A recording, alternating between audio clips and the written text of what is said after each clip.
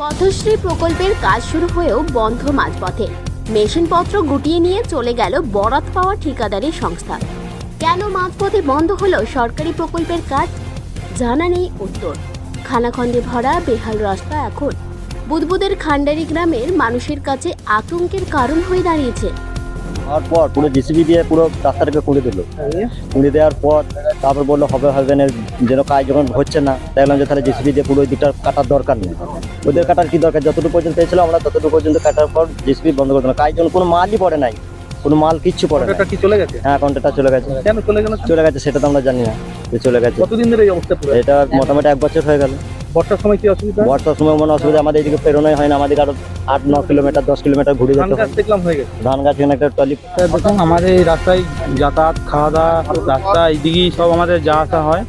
তা এরকম রাস্তা তাহলে আমাদের ভাত রুটি এদিকেই তো সব হয়। তা এরকম যেতে পারছি না, রাস্তায় কাঁচার খেয়ে যেতে হচ্ছে। কাদা হলে খুব রাস্তা বন্ধ অসুবিধা। হয়ে গেল, শুরু তো হয়েছে। জানি না স্যার কি হলো, কি ব্যাপার হয়ে আছে। বলছে মাস 6 মধ্যেই শুরু হবে, আর কাজটা শুরু হচ্ছে না। বর্ষা হলে কি খুব সমস্যা হয়েছে? প্রচুর কষ্ট হয়, মানে সবারই মানে সেই কষ্ট হয়। ধান গাছ দেখলাম হয়ে গেছে। বিধানসভা ভোটের আগে রাস্তা সংস্কারের কাজ ফের শুরু না হলে ভোট বয়কটের হুঁশিয়ারি গ্রামবাসীদের একাংশের। কি ধরনের? এই বর্ষাকালে কাদা হয়ে যাচ্ছে, একবারে আমরা যেতে পারছি না। মানকর দিকে হেঁটে যেত অনেকটা ঘুরে যেতে হয়। অনেকটা 10 মাইল। ভোটের সময় তো সব আসে নেতারা। হ্যাঁ বাবা, তাতে আমরা ভোট দেন। তারপর ভোট পেরোলে ভোট পেলে এই যে নিখোঁজ, রাস্তার দিকে নজর দেয় না। সামনে তো বিধানসভা নির্বাচন, এবার ভোট দেবে? না, ভোট দেবে না গ্রাম লোক। দেবে না? না। কি নাম আপনার? আমার নাম তখন। সময় ভোট নেওয়ার জন্য আসবে, আর তারপর ভোট পেরোলে ভোট পেরোলেই সব শেষ, কাজও হয় না, কিছু না, কেউ দেখে না। বন্ধ হয়ে যায়। কেউ তখন আর দেখে না, গুরুত্ব নেয় না। কি করবে এরপর ভোট হলে? এবার ভোট হলে ভোট দেওয়া যাবে না, ভোট বন্ধ, ভোট দেওয়া বন্ধ থাকবে। কতটা সমস্যা এই রাস্তা? এই রাস্তা দীর্ঘদিন ধরেই এরকম হয়ে আছে। এইদিকে তো পেরোনো যায় না বর্ষাকালে পুরো বন্ধ। আমাদের 10 কিলোমিটার ঘুরে যেতে হয়। ওপরতলার নেতা থেকে শুরু করে প্রশাসনের সবাইকে জানিয়েছি, কিন্তু কাজ হয়নি কিছুই। বিধানসভা ভোটে দলের ভোট ব্যাংকে এর কুপ্রভাব পড়বে স্বীকার করে নিলেন খান্ডারি গ্রামের তৃণমূল বুথ সভাপতি বিদেশ চ্যাটার্জি। আমাদের খুবই কষ্ট হয়, আমাদের করণীয় কিছু নাই। আমরা নেতৃত্বের কাছে জানিয়েছি, প্রশাসনের কাছে জানিয়েছি।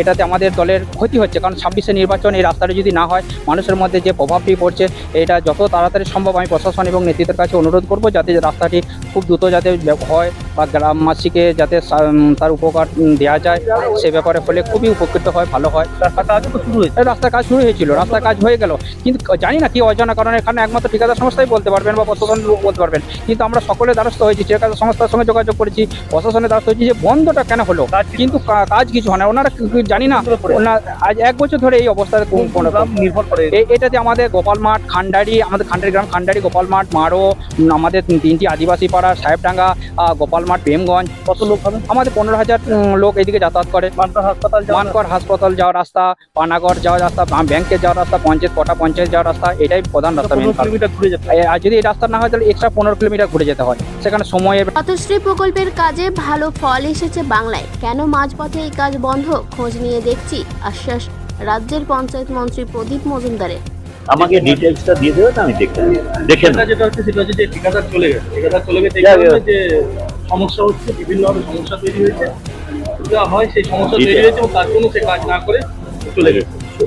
24 পথশ্রী 2 আর 3 24,000 কিলোমিটার হয়েছে। এক এক জায়গায় এরকম জানতে পারলে আমরা চেষ্টা করছি যাতে মিটিয়ে দেওয়া যায়। ঠিক আছে।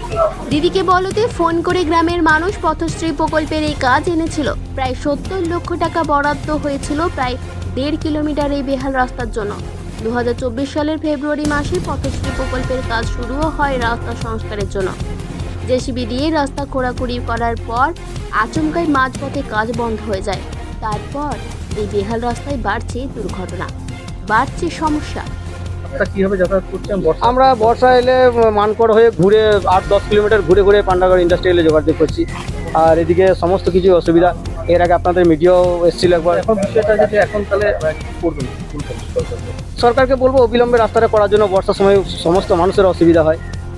শুধু বুদবুদের খান্ডারি গ্রাম নয়, এই রাস্তা তৈরি হলে গোপাল মাঠ, প্রেমগঞ্জ সহ আদিবাসী বেশ কয়েকটি পরিবার উপকৃত হতো, যার সংখ্যাটা 9 করে বেশ কয়েক হাজার।